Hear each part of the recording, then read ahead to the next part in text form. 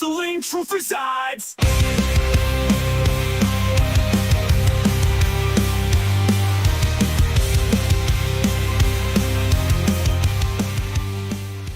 What else we got to see though? For main event, we got to see Goldberg's last match, and maybe, yeah, big maybe. There's some controversy with that. I don't know if we want to play the speech or not. I have it here. It's like 10 minutes, so I don't know if we want to do that. Yeah, for our sake, let's. Yeah, I haven't heard it yet. I'm assuming it's just a thank you, whatever. However, he's gotten the controversy is during the video, the interview with Ronde. Yeah, I know who you're talking about. I can never pronounce that man's name. I have it. I have Ariel Helwani, I think is what his name is. Yeah. So what's that? We'll go with that. We'll go with that. Ariel Helwani. Ariel Helwani. Ariel Helwani. I don't know. Whatever. I have it right here, and I'm looking at it, and I can't pronounce it. Anyways, so before we get into that, we'll get into at least the good thing that he had to say about like the match. There was a good thing. Yeah, that was a good thing. Thankfully, it was wrestling Gunther. What his opinion was. I want to ask, as a dance partner, as you know, a guy who is Helwani, one of the faces of the company now, what do you think of him working with him for the first time? I just really apologize. Number one, I clipped him once with the right hand, and number two, because that never happens in wrestling. We never accidentally punch each other in the fucking face. No, never. You know, MEW Battle Royals, never. Absolutely. No, absolutely not. I laughed when he chopped me, but I didn't know what to expect because, you know, you feel these chops throughout your career a little bit, and they're loud, man. It looks like they hurt. You look at the skin, and it leaves some good marks, and it's devastating. Look, it's a great work punch, right? But I thought it was going to hurt more. That's all. And it just startled me. And I didn't mean to do that. And I really apologize because I didn't mean to. That's not a rib. I'm not trying to, downplay his. I know he feels bad for it, but it kind of works with his character of how they built him to be like this, kind of like this monster. It makes sense in a way, right? Honestly, he's the veteran, oversized. I've beaten everybody in 2 minutes. 3-0, like nothing can stop me. Like, I feel like he shouldn't really apologize for it. Right. Move, but it caught me off guard, and I completely broke character. It's a great photo, though. That one that we just showed. I do gotta say though, when Gunther chopped Punk, the reaction that Punk gave was so fucking funny. Oh, and that's just Punk being Punk. Like, he's there's like, no gimmick. Oh my god, that sucked. That's what I love about Punk is he's just going to be completely honest. His entire persona is literally being honest, and he probably was like, "Fuck, that sucked." I wonder if I can pull that up while we're talking about it. Let me play this more. I mean, look at that. I mean, I know it's just I can't believe that I did that. I feel so bad, man, because I love that kid. And to be able to have my last match with him, it was freaking awesome. The kid's extremely talented, and man, would I love to have a chop fest with him and have 10 more of those matches because each one you do with him is better. It's like having a match with Josh Barnett, probably. You don't have to worry about I don't know where the punch is coming from, whether it's gonna be a punch or a knee or an elbow or whatever it is. It's just a barrage, and that's how Steiner used to be. And, it was an honor to work with the kid. And I really am appreciative of him helping me out and making this old man look, like he could do some stuff. So that was a good thing that he had to say about he compared Gunther to Josh Barnett. Yeah. I don't know. I don't know. But anyways. Go watch any Josh Barnett and you'd be like, no.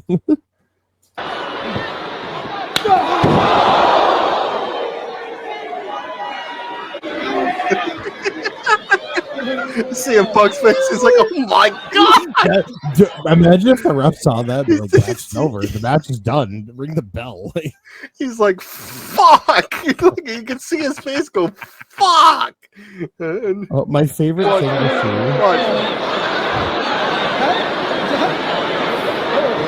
see. That's genuine. That's genuine Phil Brooks. That's not like a gimmick at all. That's Phil Brooks going, this guy fucking sucks. So now we have to share what people are talking about, and it's kind of Goldberg kind of having a little bit of an ego, basically. So ego? No. And perhaps shoot straight with you, Bill. It feels like you're battling like mixed emotions here about everything. That it's something that you're not quite sure how to feel about in the immediate aftermath. Is that accurate? Let's just say I'm pissed off at the way I went out. Because I put so much into it, and I don't feel as though the effort was reciprocated to put a stamp on, what I accomplished. I'm not going to say that I'm not ecstatic about the opportunity that I got, but I was a WCW guy, man. I was. I don't know, man. I don't know. I think it could have been done a little bit differently. That's all. And I'm happy with my performance. I'm happy with, the setting. But could it have been better? Absolutely. It can always be better. And I know you mentioned this 2-week thing, but I'd be remiss if I don't ask, what specifically could have been done differently? Could you tell us that? Well, there's about 100 things. I did 3 interviews beforehand, Ariel. I did 3, right? In 6 months. It's just, they cut me off 30 seconds into my speech, bro. You don't do that. But it's not their fault. They're on public television. They're on NBC. This wasn't Netflix. This wasn't a pay-per-view. If this was Netflix or a pay-per-view, they would have done the whole thing right live. And again, you can go on their 2 in the state of Maine. And you can go on their YouTube and you can watch the full fucking thing. Which there's probably more views of it there than there were people watching the show on TV. Right. I don't know how many views are on the video, but I imagine it's more. Oh, I can tell you right now. I have it pulled up. 1.2 million. Yeah, I'm pretty sure. Well, probably at the time there probably was. Actually, no. We don't have Dylan Nix to do a right. WWE the next report. Yeah, next report. But 1.2 million on Saturday night. You have to think about it. You're on public TV. You're also on NBC. A lot different from Netflix and USA. Right. There's a lot more people on an NBC network. You can go along. Probably can go along on Netflix. You have a time slot. It's like, you not notice how pissed the company gets when AEW goes long all the time. And then you're out here with Raw being only 2.5 hours every week. I watch Raw religiously every Monday Night Live. Things get cut. Things have to get cut. 2.5 hours flat. With commercials, 2.5 hours. And like Jim Cornette, I know he talks about that all the time. He had that shit down like to a T of like, okay, we need to cut this. We need to make this shorter or whatever. But his mascot just had a fall. But just saying that too, like, no offense to Goldberg, but Goldberg isn't really he is a giant star, but he's not involved in WWE that much. No, he still gets a pop and stuff like that. I'm not really. From this percent of people, he's still sold tickets and stuff. I can understand that. I understand why they put the belt on him. They could have sold that whole show out without him.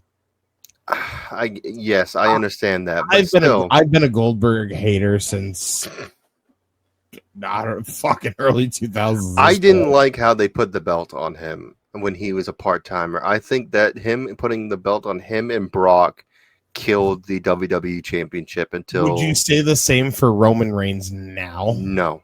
No?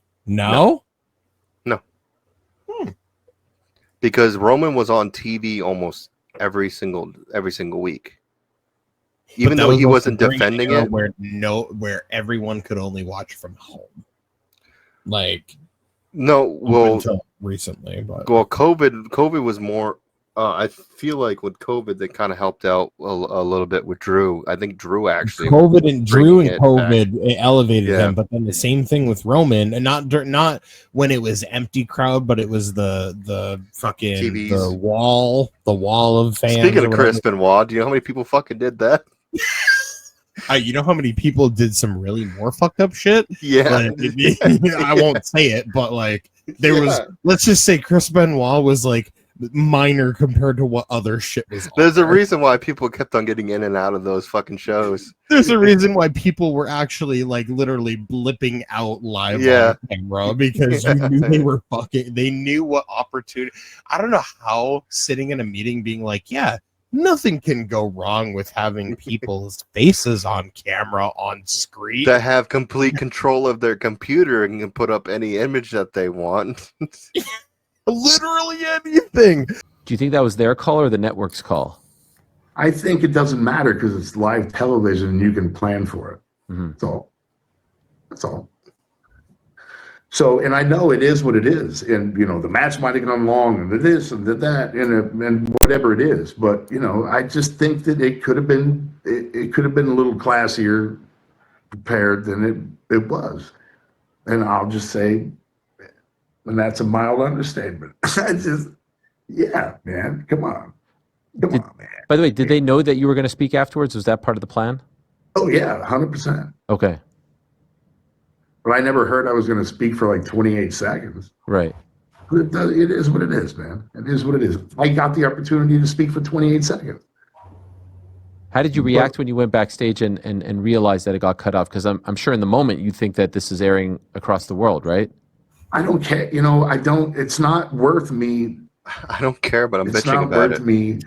I'm not going to snivel over it by any means. I got an opportunity to have it for 28 seconds. Not many people get that, but it just, you know, everything throughout the years have built up to something like the ultimate rib. I guess that was the ultimate rib. You think that was intentional? You think that was done on? It was a rib? Are you sure, buddy? It was a rib to cut, dude. You're on public television. Why would you be on public television? That would be a very Vince McMahon thing to do, but not in the Paul Levesque era. Like, it would be a rib if they didn't post the whole fucking speech on their YouTube channel. Literally. If you had to go find it like on Twitter or something from a fan, I can fan-made fucking camera angle. Right, I can understand that, but there's time slots. You're on NBC. This is not Netflix. This is not a pay-per-view. Like we said this before, you're probably gonna get more views on YouTube than people sitting at home. Oh anyway. Yeah, that's when you told me 1.2 million. Yeah. I feel like there's probably more people that saw the YouTube video than they were watching live, like waiting, even if that's what they're anticipating. And I wouldn't be surprised if Peacock had that put in for 10 minutes. They're his 10-minute whole Peacock speech. Probably had it rolling the whole time. So I don't know if you watch Monday Night Raw on a regular basis or not. So on Netflix. So on Raw Netflix, if you're in the US, you get commercials. If you are international, you get to all the fucking time. Yeah. I get commercials all the fucking time. It's annoying as shit. If you're in Canada or if you have a VPN and watch from a different country, you get to see everything that is happening in between whatever segments that are on TV. They are usually filling that with promos. I missed all the promos for WrestleMania because of that. And it pissed me off so bad. All that shit, I end up seeing it on TikTok later on because I watch wrestler react videos like from certain people like Sandy Zap, like guys like that. Yep. And that's the only way that I can see what happens in between commercials because they post them when they happen because nobody else gets no one in the US, which is all of their large audiences, don't get to see it. Like I said, it's not just Netflix, it's Peacock as well. Because like I said, every fucking the WrestleMania, the promos is like like the best thing of the fucking show besides the match. Like, it gets you invested into it. It's like they're taking a story that could be shit and they're cutting it into a promo package that gets you ready for it. Like, I don't know how many times they've done that with like a storyline is kind of like meh, but then you get that nice fucking promo that they package that they worked on, and you get like, it's like, oh, like, all this makes me want to watch this match better. And they cut it every fucking time on Peacock for a commercial, and I got to see no fucking promos at all. Everyone but the US can see what you're talking about, but that's literally like less than half of the fucking world at that point. Right. Oh. On purpose. Oh, I don't know. I'm not saying it was done on purpose by any stretch of imagination. I'm saying that it wasn't prepared for on purpose. Mm-hmm. That's all. So they wouldn't do that to Taker, right? I don't think they wouldn't. They're not going to do that to Cena. Cena's going around the world doing his. It would have happened to anyone. It does not matter if you were. I hate to break it to you, Goldberg, man on the planet. I hate to break it to you. Cena is a bigger star than you are. I'm sorry. It's true. Way bigger star. But if it was Cena versus Gunther in that scenario, and this was think about it. Okay, actually, now we have to think about this because they still would have done the same thing with Cena. Cena's last match is technically going to be scheduled for Saturday night main event. Mm-hmm. You can't. What are they going to do? Are they going to fucking cut the match at fucking 10:30? Like it ends at 10:30, and then give him like a half-hour speech, or did they fuck him, and just not even give him any time at all? You can't put him on set. Well, first off, why would you? I know it's in Boston, but like, why would you want that to be your last? Especially if you probably won't have the time to do a speech, to do Saturday night main event as your last ever match. Like, because I don't think it is. But I thought he was saying it, but like everybody is saying that. But like I said, I'm pointing this out again. They said the same fucking thing for Cena versus Rock.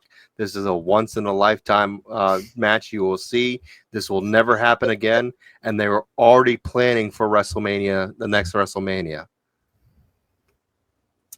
So I highly doubt that Cena is not going. I guarantee you that either one or two things are going to happen. Either he's going to lose the belt the last show and demand it at WrestleMania, the one that he does, or he's going to carry it and something's going to happen with Cody or what, where he's going to basically make him come back for one more match. Retirement thing. Mine was just the World Heavyweight Championship match. And to be honest with you, I mean, and I'm going to catch hell for I don't care. It was a World Heavyweight. Dude, I had World Heavyweight matches all the time. That doesn't do anything for me. I mean, it does, but. So this didn't mean anything to him, is what he's saying. World Heavyweight Championship doesn't mean anything to him. The 173-0 fucking undefeated streak is like higher tier than a world fucking championship. Like what? I mean, I know people have forgotten that they basically made this title because they couldn't get it off of Roman Reigns, but still, the championship kind of means something. It's the second highest title in the company. Make it different than just an angle, at least at the end. Do something, say something. I don't know. It just felt a little for me. That's shit. All. That's it. And like I said, man, I'm not here to bitch and moan because I don't do that. You're bitching and moaning now. By any stretch of imagination. You asked me a question and I'm answering. Yes, sir. Holy fuck, dude. I think that was a trigger. I feel like whoever listened to that like lost their fucking shit and like punched their fucking screen or when they heard that shit and they're like, are you fucking kidding me? Right. I'm not bitching or moaning or anything, but here I am sitting 10 minutes into this fucking podcast bitching and moaning about, oh, I didn't get to have my farewell speech. Like, fuck out of here, you fucking... go back to the retirement home. So, Sam Roberts, who used to be ONA, used to be the intern and the producer for ONA. He has his own show now.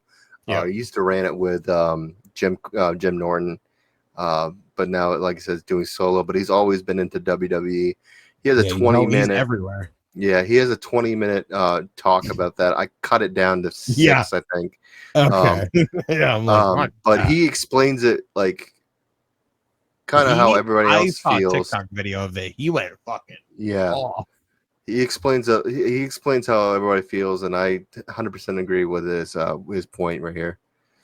But I don't know if there's anybody in wrestling that makes it more difficult to support them than Bill Goldberg.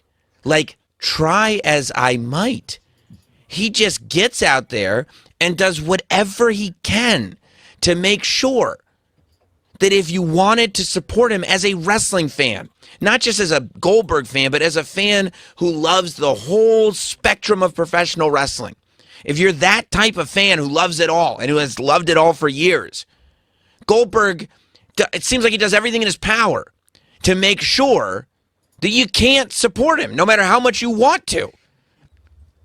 Goldberg, like, saying that he's pissed off about how the match went and how the retirement went, you know? And he kind of got further into it where he was upset that his speech got cut off. And he wouldn't go as far as to say the WWE cut off his speech, but it was implied that this was a thing that either they did on purpose or they didn't care about. To come off of that match and go, well, I wish it was on a PLE, not Saturday Night's Main Event. It's like, dude, it was in Atlanta for you. It was the whole Saturday Night's Main Event was basically the Goldberg show. It was based around Goldberg. And somehow he's able to find a negative. Yeah. Exactly. It's just like the show's about you, basically, and we're gonna bitch and moan about it. He's able to be a victim of a circumstance that makes absolutely no sense. And what drove me crazy about this was not only does this come across to me, and I don't know Bill Goldberg, I'm sure he's a lovely man, you know, but what's nuts about this is that, number one, it comes across as a man who is hell-bent on being wronged. Like, there has to be some way that he was wronged. There has to be something here that somebody did against him. And you hate to say it because you don't look at Goldberg and feel this way, but it's a victim mentality. Like, to not look at that moment and go, this was about as perfect a retirement as someone like Goldberg could ask for. And he goes, well, they're not. Yeah, especially for like the popularity of, like, as we just said, he's not really in WWE anymore. Yes, he's still a WWE legend, but I don't see how WWE, you know, kind of fucked him with it. They gave him interviews. They put him in the main event. They made the event about him. It's in Atlanta, and so it's just fucking crazy to have that type of negativity to, you know, they could have done better. John Cena gets a whole year. And it's like, yeah, bro, you're Goldberg, but you're not John Cena. And he goes, they wouldn't do that to Undertaker. Yeah, but you know what they did to Undertaker in one of his last matches? They made him wrestle Goldberg, and it was terrible. Yeah, That's what happened in one of as Undertaker was wrapping up his career. And he didn't complain about it. He didn't go, oh, I was wronged. He went, wow, that didn't work. That match was so fucking terrible, Undertaker and Goldberg. Oh my god, yeah, it was. Well, come to find out, Goldberg gave himself a fucking concussion before he freaking hit the ring. He was bleeding he headbutted the door. And then gave himself a second concussion from hitting the ring post. Jesus fucking Christ. And again, why? Like, why would you do that? Yeah, I don't know. Like, they do say Taker said, I should have known. It's like, yeah, you should have known. I was like, how did you not know? You should have scrapped everything that would have been like controversially wrong. You should have just completely scrapped anything to the head at that point. Tombstone changes to a choke slam. It just reminds me of Bully Ray when he got knocked the fuck out from Jericho in their ladder match, and Jericho had to literally like coach him through everything. It's like, all right, hit your finish. He's like, what's my finish? He's like, you got to do this. Wasn't it Kurt Angle too? With Triple H and yes, and Stephanie. Yeah, yes. He got concussed, and then he got carted away. But the cart away was a gimmick, but it was legitimately. Cart was part of the fucking thing, and it was a gimmick. Yeah, that was part of the show, but he was legitimately fucked. And he came back and he goes, "What am I doing?" Yeah, and Stephanie had to fucking help him with that one. Well, it was the same thing as Miz when the Miz took that bump off the floor with Cena.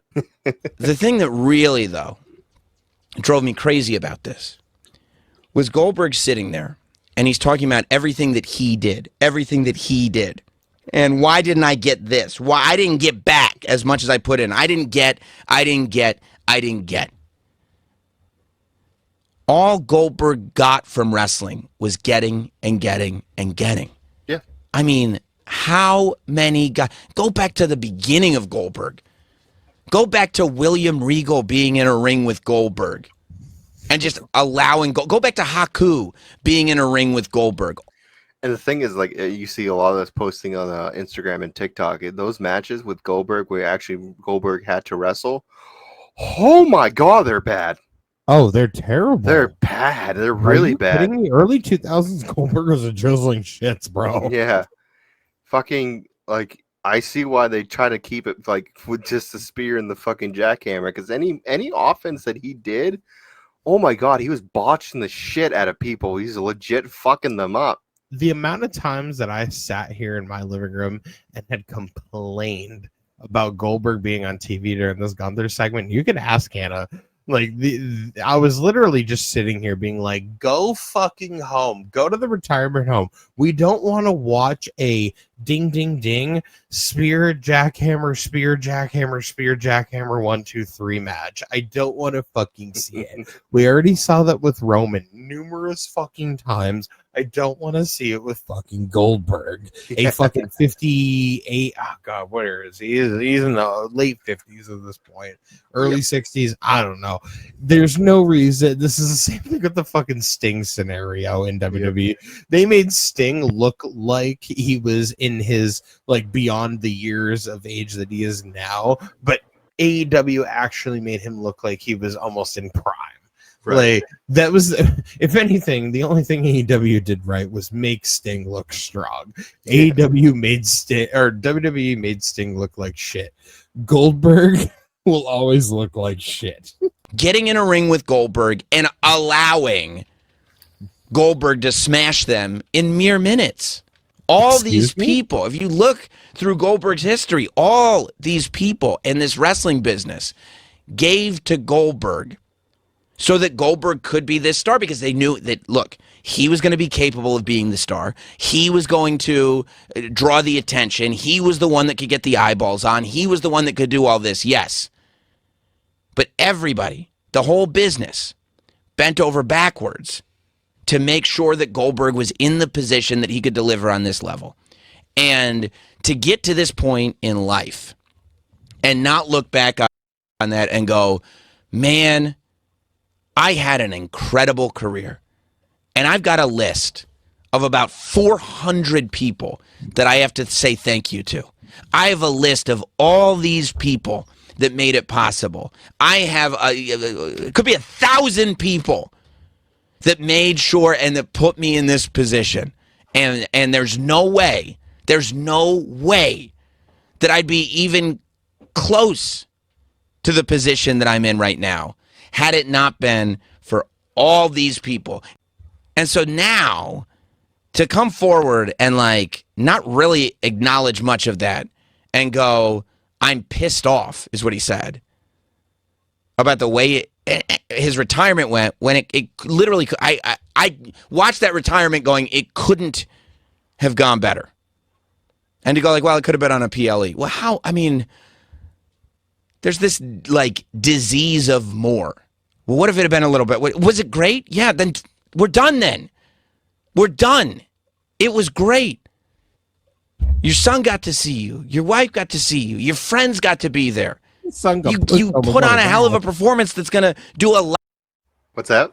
His son almost got pushed on his fucking ass, dude. Yeah. You saw that shit, right? Yeah, I did. To erase some other performances that were not as good, and I think that was the goal. You get to put that match with your speech that everybody saw because it was on, because WWE has this insane social media platform. Everybody saw it. And instead you're like, whoa. Could have been just on Peacock, not on NBC. Goldberg could say, well, yeah, but me showing up is benefiting you. And it's like, yes, that's true. But that's only because of how much the business benefited you going in. It is a reciprocal thing. And to live life in a way where you're not cognizant of how much you have as opposed to the little that you don't have is just crazy to me. Yeah, and I actually didn't mean to, but I cut the where he talked about basically the same thing we did. Yeah. Where it's like, it's on network television. Everything is slotted. Yeah, of course you're only going to have like 30 seconds. WWE is going to put the whole post on their fucking social media. Why are you bitching? And more people viewed it. Yeah. Yeah. Like, that's the shitty part.